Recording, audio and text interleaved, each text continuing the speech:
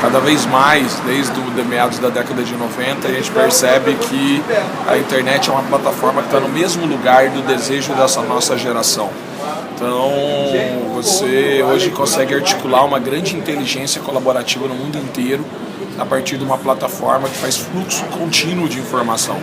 E o Estado precisa estar preparado para isso. Então, a formação de gabinetes digitais, a formação de núcleos de cultura digital, a formação de módulos, saca, de desenvolvimento de redes, de um pensamento que aglutine essas inteligências ao entorno do pensamento do que o Estado deve ser é fundamental. A sociedade civil cada vez mais clama por participação e por democracia direta.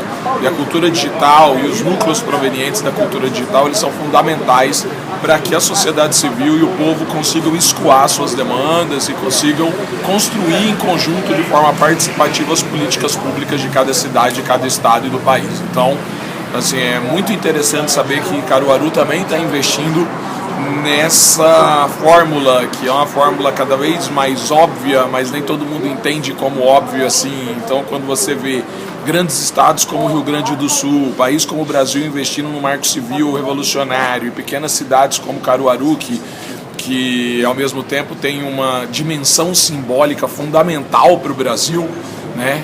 E é muito interessante para nós fora do eixo, que viemos de Cuiabá, de Rio Branco no Acre, do Amapá, saber que Caruaru, com a sua grandeza simbólica e com tudo que representa para Pernambuco e para o Brasil, também está investindo com muita força, né, em construções de ambientes favoráveis para a participação popular.